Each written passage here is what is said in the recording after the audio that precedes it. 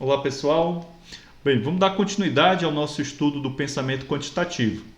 Nós já vimos dois princípios, que são os princípios da soma e o princípio da adição. Esses princípios são bastante simples, né? Vimos também como em determinadas situações nós precisamos utilizar os dois princípios simultaneamente, ou seja, tratar uma parte do problema através de um princípio da multiplicação e depois concluir a resolução do problema através do princípio da soma, certo? Vamos lembrar sempre que quando você precisa aplicar o princípio da soma, você deve estar atento para o fato de que os eventos eles são independentes, certo? Então não existe uma ligação entre os eventos, ou seja, um evento acontecer primeiro, um evento acontecer em segundo lugar, né? Não existe essa ideia de sequência.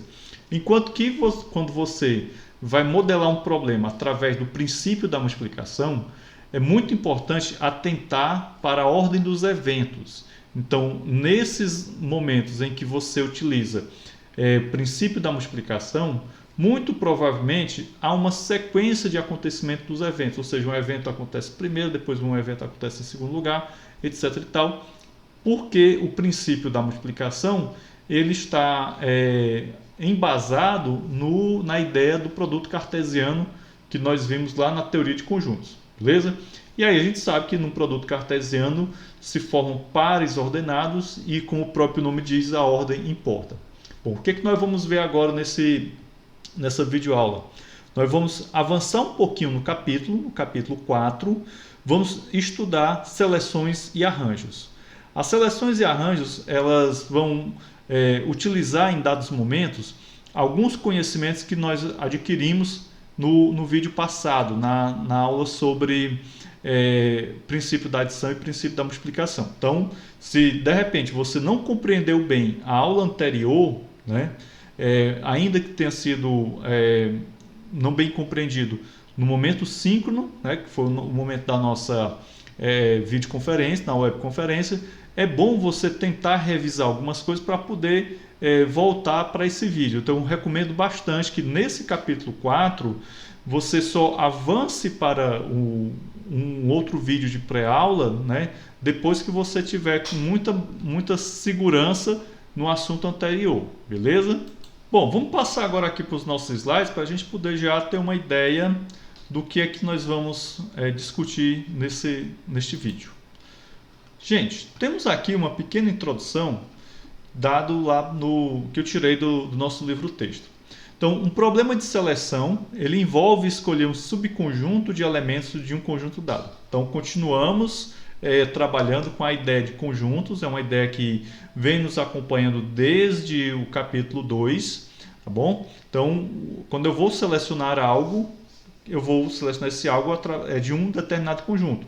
E quando eu faço essa seleção, eu acabo pegando o quê? Um subconjunto daquele conjunto. Então, são duas ideias que já vêm há muito tempo nos acompanhando.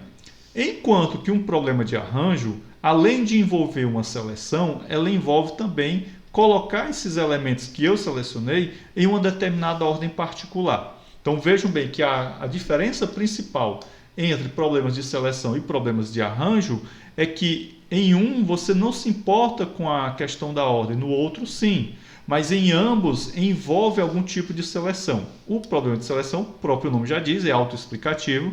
O problema de arranjo envolve uma seleção antes, porém, logo em seguida você precisa fazer um determinado, colocar esses elementos em uma determinada ordem, beleza? Bem, vamos avançar aqui um pouquinho. Próximo slide, temos aqui o princípio do arranjo, também conhecido como permutação.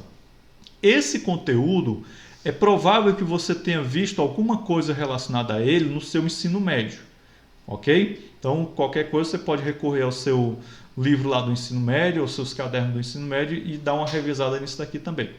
Então, nós temos no princípio do arranjo, o que ele vai nos fornecer? O número de maneiras para formar uma lista ordenada de R elementos distintos, escolhidos de um conjunto N de elementos, é dada por essa nossa solução em forma fechada, beleza? Bom, Aqui a gente observa, né, a presença de dois conjuntos bem distintos. O conjunto R, que é o conjunto é a lista ordenada, né, e o conjunto N, que é justamente o conjunto do qual eu farei a seleção e depois colocarei ordenado, né, essa seleção ordenada, na chamada lista R. Bem, então, uma lista como essa chamada de arranjo, né, nós vamos começar com o arranjo, não com a seleção.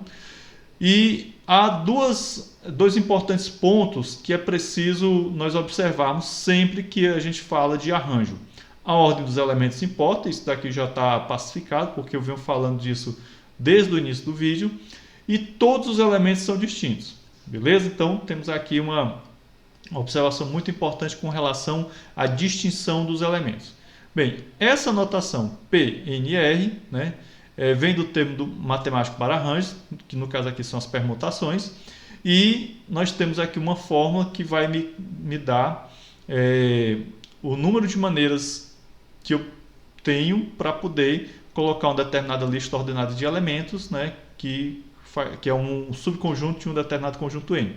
Então, N fatorial sobre N menos R, né, sobre o fatorial de N menos R. Então, a ideia, meu caro aluno, a ideia é trabalhar com dois conjuntos, um conjunto maior, que é o conjunto que eu vou fazer a seleção dos elementos, e um conjunto menor, que é o conjunto sobre o qual eu vou aplicar um determinado arranjo. Então, eu vou organizar vou criar essa minha lista ordenada. Beleza? Então, quando a gente está modelando, quando a gente está resolvendo os problemas relacionados a arranjo, talvez a primeira dificuldade seja justamente identificar esses conjuntos, identificar dentro do contexto do problema qual é o conjunto de onde eu vou extrair o N e qual é o conjunto que eu vou extrair o R.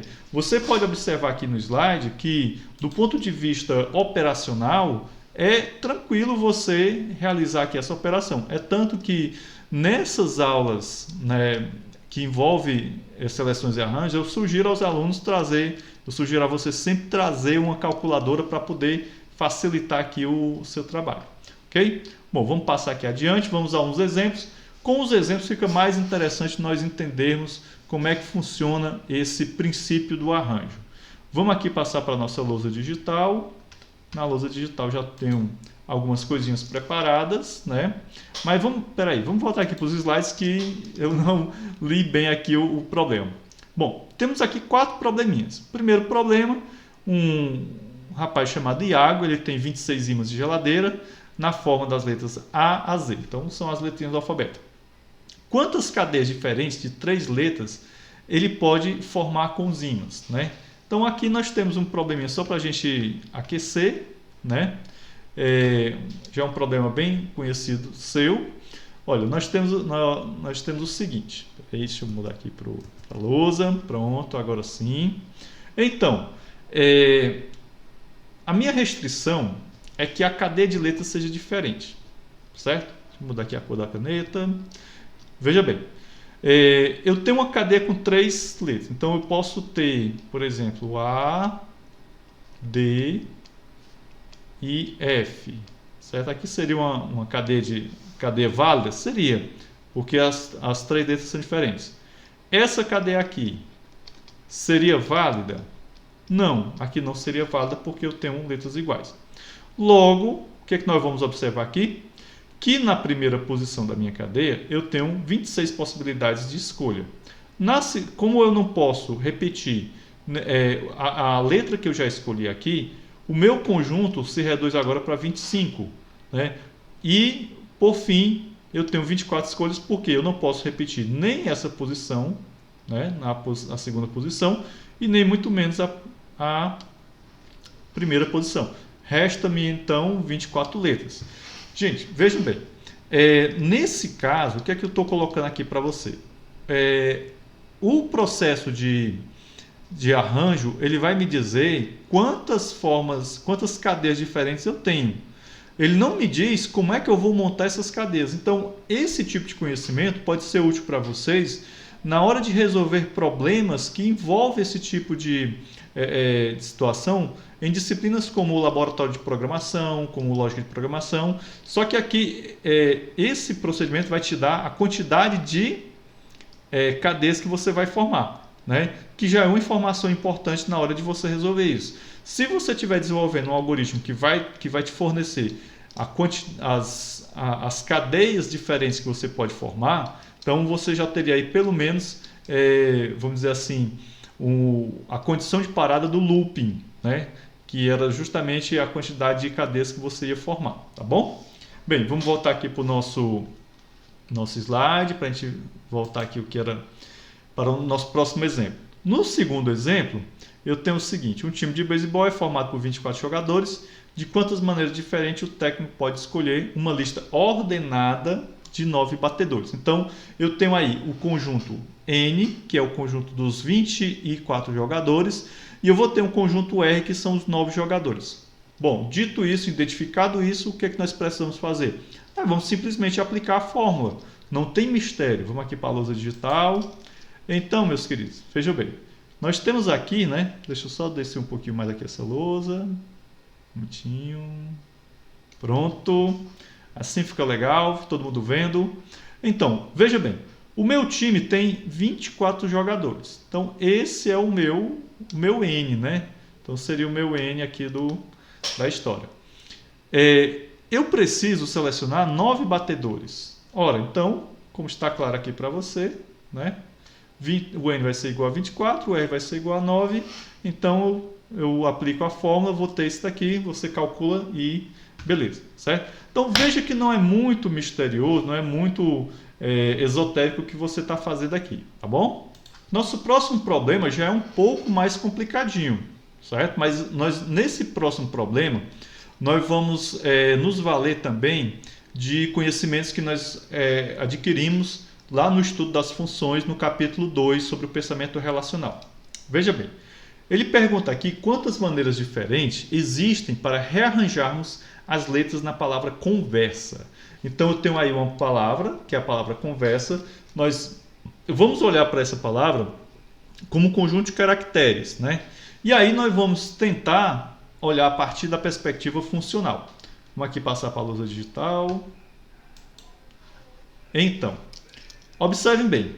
Se eu pegar a palavra conversa, né, cada um dessas letras, né, e encarar ela como sendo um conjunto, né, de caracteres, eu estou percebendo o seguinte, que cada um, eu vou ter uma função bijetora, certo?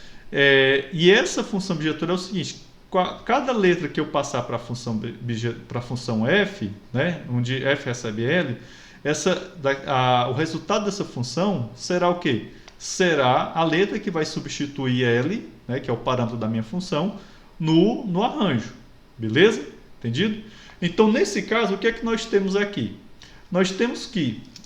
um momentinho, eu preciso trocar a bateria do iluminador. Bom, gente, de volta, né, já iluminado novamente. Acontece esses problemas da bateria do iluminador ir para o espaço e a gente interromper a gravação para poder fazer a troca. Bom, mas vamos lá.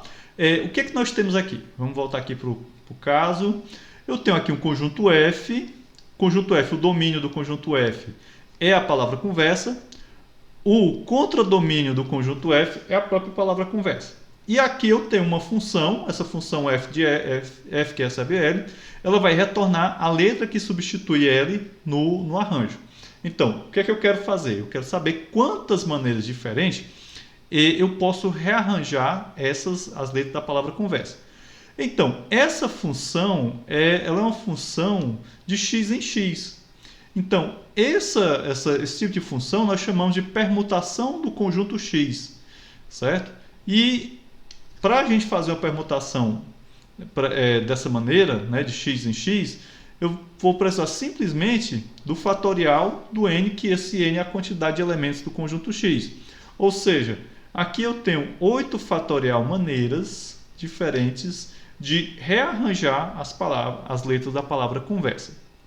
Beleza? Entendido aí? Então foi super simples. Então sempre que você tiver um problema em que você pode perceber uma função como essa, ou seja, o domínio e o contradomínio tem o mesmo número de elementos e tal, uma situação como essa daqui, você pode olhar para isso como sendo uma permutação do conjunto X e aí fica mais simples ainda, né, a aplicação da fórmula, porque você vai simplesmente calcular o fatorial da quantidade de elementos do x, beleza? Do conjunto x. Então, vamos aqui continuar para mais um exemplo, né? O nosso último exemplo diz o seguinte, que uma gaveta de cozinha contém 10 diferentes recipientes de plástico para comida e 10 tampas diferentes, mas de qualquer tampa se encaixa em qualquer um dos recipientes. De quantas maneiras diferentes podemos casar as tampas com os recipientes? Gente, esse problema aqui ele é muito semelhante ao problema anterior. Então, eu tenho um conjunto de tampas, eu tenho um conjunto de recipientes, ambos são do mesmo valor, e ele está dizendo, né, o enunciado do problema diz que cada recipiente eu posso encaixar cada tampa perfeitamente. Bom, então nós vamos aplicar a mesma ideia que nós utilizamos no problema 3, nós vamos aplicar no problema 4. Então, como você pode observar aqui, né, eu tenho o conjunto das tampas, o conjunto dos recipientes, são 10 elementos em cada, aplico aquele princípio, enxergo isso daqui como uma função de T em R, né? O domínio é o conjunto das tampas, o contradomínio é o conjunto dos recipientes, e aí aplico o princípio, a permutação de conjuntos, e vou encontrar, né, ter 10 fatorial maneiras diferentes de rearranjar. Tá bom? Bom, então vamos voltar aqui para os slides, vamos voltar aqui também, beleza? Gente, vimos o princípio do arranjo e agora vamos para o princípio da seleção, que acredito eu, mais simples do que o princípio do arranjo. Por quê? Porque no princípio do arranjo, foi colocado aí para vocês que além de selecionar os elementos, né, de um determinado conjunto, né? Eu vou selecionar um subconjunto desse conjunto, né?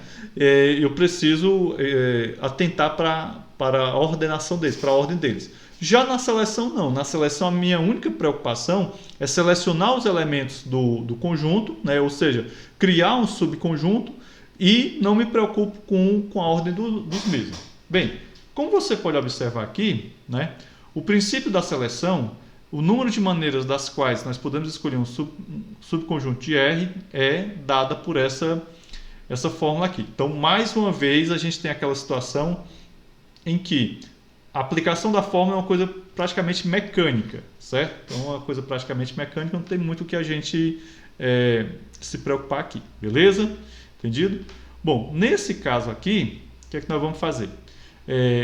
Uma vez que seleções envolvem escolhas de um subconjunto, temos essa expressão, né, CNR, como N escolhe R, ou seja, do conjunto N eu escolho o subconjunto R. Algumas vezes a gente utiliza essa notação aqui, tá bom? Bom, no nosso momento 5, nós vamos abordar um assunto que é o binômio de Newton, e aí a gente vai utilizar essa notação bastante também, tá bom? Bem, vamos aqui avançar um pouquinho mais, vamos aqui para os nossos exemplos de seleção. Da mesma forma que nós trabalhamos exemplos de arranjo, vamos trabalhar exemplos de seleção, certo? Bem, nosso primeiro exemplo fala de um time de beisebol formado por 24 jogadores e ele quer saber de quantas maneiras diferentes eu posso escolher um grupo de 9 jogadores. Veja que esse grupo de 9 jogadores não é um grupo de batedores, é simplesmente um grupo aleatório de jogadores. Ele não dá ideia de ordem nenhuma. Então veja que isso daí já é uma informação que o problema dá para você, ok? Bom, vamos passar aqui para a nossa lousa para a gente trabalhar a resolução. Esse problema do time não tem nem muito o que a gente discutir, correto? Então vejam bem, eu simplesmente identifiquei o conjunto N, que é o conjunto a quantidade de jogadores do time, o conjunto R, que são os 9 que eu vou selecionar, e aí aplico na minha formulazinha e obtenho isso aqui, bom? Aí você pega um calculador e faz o cálculo aí, propriamente dito. Bom, vamos agora para o nosso problema seguinte, que é um problema bem interessante, um problema bem bacana mesmo. Vale a pena nós comentarmos um pouquinho. Seguinte, de quantas maneiras diferentes nós podemos rearranjar as letras nessa palavra aqui? Veja que é uma palavra que envolve somente duas consoantes, o P e o F, ok? Então, na verdade, aí eu tenho apenas duas letras, só que elas se repetem nesse arranjo. Observe que nesse caso aqui nós temos quantas posições? Nós temos 1, 2, 3, 4, 5, 6, 7... Temos 10 posições. Então, eu tenho um conjunto de posições e eu tenho um conjunto de duas letras apenas. Observe também um outro dado importante. Eu tenho 1, 2, 3, 4 letras P e 7 e 6 letras F. Esse é um dado muito importante. Tá bom? Então, eu posso atacar esse problema a partir de uma de duas frentes. Ou a partir da quantidade de arranjos que eu posso ter para a letra P, ou da quantidade para a letra F. Tá certo? Bem, vamos aqui para a nossa lousa digital, que fica mais tranquilo nós vemos aqui. Então, só mudar aqui também. Então, opa, não desci. Vamos só descer aqui. Pronto, chegando ao problema da palavra. Como eu havia dito, ó, eu tenho 10 posições, certo? Então, posso rearranjar esse número 10 aqui, é o meu conjunto, é o meu N, ou seja, é o conjunto de posições. Só que nesse conjunto de posições eu posso ocupar 6, eu posso ocupar 4, certo? Ou seja, eu vou ocupar 6 posições com quem? Com a letra P. Eu vou ocupar 4 posições com quem? Com a letra F. Beleza? Então, nesse caso aqui, ó, eu posso eu posso solucionar aplicando a fórmula, sempre utilizando aqui o 10, que é o nosso N, né? Então tá tranquilo, tá pacífico aqui, o N é igual a 10, mas o R, ele pode ser 6 ou pode ser 4. E tem um detalhe aqui interessante, é que os resultados que nós vamos obter, né? Eu tenho 210 maneiras, tanto para o R igual a 6 como para o R igual a 4. Bom, esse é um detalhe que eu quero comentar com vocês lá no nosso encontro síncrono. Mas você pode tranquilamente tentar encontrar a solução por conta própria, beleza? Bem, para finalizar essa parte aqui, né? Vamos aqui para um outro problema. Esse problema também é bem interessantezinho. Aliás, ainda temos dois problemas, desculpa. Nós temos dois problemas. E esses dois são os mais desafiadores desse slide. Bem, nesse problema 3, ele pergunta o seguinte, ó, quantas soluções existem para a equação x1 mais x2 mais x3 mais x4 mais x5 igual a 13? Então, eu tenho aqui 5 variáveis, né? E essas variáveis elas estão unidas por essa soma, certo? Então, atenção para esse detalhe que é muito importante. Então, 1, 2, 3, 4 somas. Bem, ele diz o seguinte, se x1 até x5 devem ser números inteiros não negativos. Bom, então eu posso ter números inteiros não negativos aí. Gente, como é que nós vamos analisar esse problema, né? Vamos pensar aqui um pouquinho. Esse número 13, né? Vamos aqui para nossa lousa que fica mais bacana. Então, esse número 13 que você está vendo aí, né? Deixa eu descer um pouquinho mais aqui, peraí. Vamos lá. Então, tenho aqui a minha equação, ela vai ser igual a 13. Então, eu tenho aqui, na verdade, uma distribuição de 13 unidades. Então, eu poderia tranquilamente... Opa, faltou um 5 bem aqui. Eu poderia somar, né? Somar várias unidades, ou seja, eu tenho aqui x1 igual a 4, x2 igual a 0, x3 igual a 5, x4 igual a 1, x5 igual a 3. Bem, a gente sabe que cada um desses valores aqui pode ser representado na forma de unidades, né? Ou seja, de números 1. Então aqui eu tenho esse 4 é igual a 1, mais 1, mais 1, mais 1, mais 1. Esse 0 aqui é um espaço vazio. Esses 5 são 5 unidades. Esse 1 é apenas uma unidade. E esse... Deixa eu achar. Quieta aqui. Bom, é a minha gata querendo aparecer aqui na gravação. Então, voltemos para cá. O que nós temos aqui, né, são o quê? 4 símbolos. Esse símbolo aqui, essa barra, ela está dividindo as unidades, né? Então a gente pode olhar para essa barra como se fosse aquele sinal de mais que a gente viu lá aqui na equação. E essas unidades aqui são representando cada um desses números aqui, beleza? Bom, o que é que nós vamos ter aqui no total? Nós vamos ter 17 símbolos, certo? Sendo que 13 símbolos 1 e 4 símbolos barra.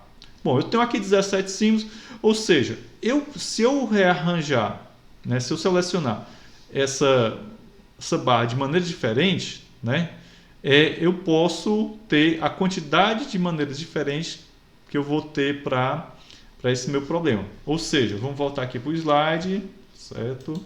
Então, nós vamos ter as soluções diferentes para essa equação, certo? Entendido? Então, isso daqui, ó, de 17 eu seleciono 4, vai dar igual 2.380 soluções diferentes para essa minha equação. Beleza? Acredito eu que você compreendeu bem direitinho. E para finalizar esse vídeo, vamos voltar aqui para o slide e vamos para o último problema. Eu tenho dois times, um time A e um time B. Eles estão disputando um torneio melhor de 7, ou seja, serão 7 partidas. Aquele que vencer a maioria das partidas vai ganhar, certo? Entendido? Então vamos supor, no caso, quem vencer 4 partidas vai ganhar o torneio, tá bom? Então, a partida termina quando um time vence 4 jogos, né? Então, venceu 4 jogos, acabou o torneio. Quantos cenários diferentes de vitória e derrota são possíveis? Veja que esse é um problema um pouco mais complexo, tá bom? Bem, nós vamos analisar esse problema de duas perspectivas diferentes. Nessa nossa videoaula, eu vou mostrar para vocês a versão 1. Já no nosso encontro síncrono, eu vou trabalhar a versão 2. Vamos aqui para a lousa digital. E então, vamos lá. Seguinte, na versão 1, nós temos um torneio com 4, 5, 6, 7 jogos. Certo? Então, vejam bem. O que quer dizer esses jogos? Então, é o seguinte, se um determinado time ganhar 4 jogos, então o torneio já acabou. Certo? Bom, se um determinado time ganha 3 jogos e um time ganha 4, ou seja, vamos ter o quê? 5 jogos, certo? Então, nesse caso aqui, o time vencedor vai ser aquele que ganhar... ele ganhou 3 partidas, vamos dizer assim. Um time ganhou 3 partidas, o outro time ganhou 1 partida, certo? E aí precisa de mais uma partida para poder resolver a parada. Ou seja, se nesse cenário aqui... esse time com 3 partidas, ele ainda não ganhou o torneio, porque ele precisa ganhar mais uma. Mas se esse outro time que ganhou uma ganhar mais outra, aí nós vamos ter mais uma partida, certo? Eu acho que você está acompanhando o desenrolar. Um outro cenário é 6 jogos, ou seja, time A ganhou uma partida, time B ganhou outra partida, assim sucessivamente, mas aí eu vão ter 6 jogos, né? Então, desses 6 jogos, aquele time que ganhar 4 desses 6 vai ganhar. E temos aquela situação extrema em que será necessário jogar os 7 jogos. Tá certo? Então, esses são os cenários que a gente tem a princípio. Mas eu quero saber quantos cenários por cada configuração dessa eu vou ter. Então, vamos aqui para o primeiro ponto. Um determinado time ganhou 4 partidas. Ele ganhou 4 partidas seguidas, certo?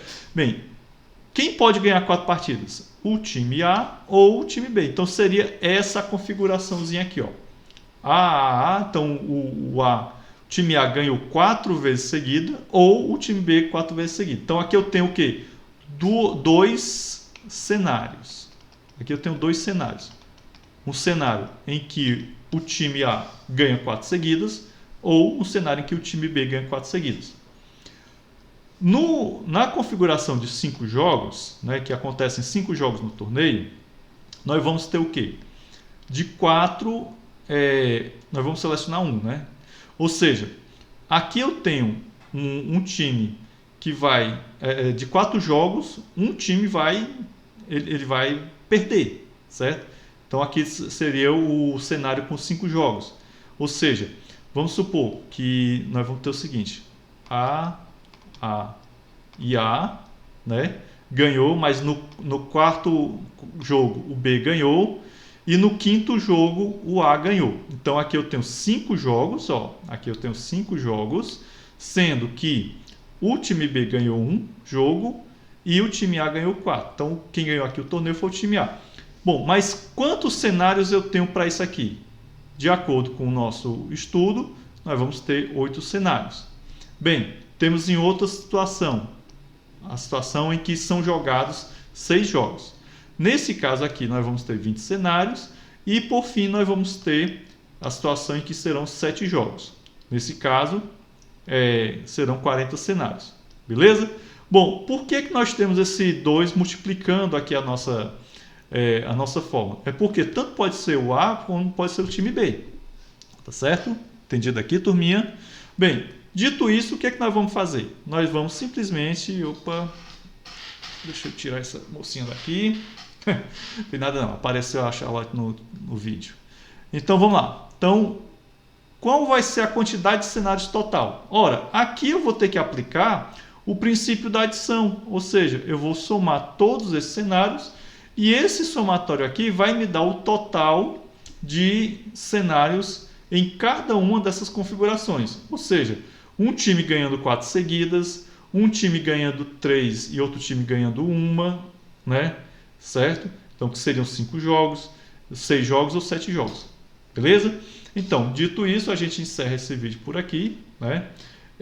Esse vídeo é apenas para a gente discutir alguns assuntos. Tem outros conteúdos dessa sessão do capítulo 4 que eu deixei para conversar com vocês no momento síncrono, tá bom? Além de também esclarecer alguns pontos que talvez você não tenha entendido dessa pré-aula, tá certo? Então encontro vocês daqui no próximo vídeo ou no nosso momento síncrono. Grande abraço e até mais!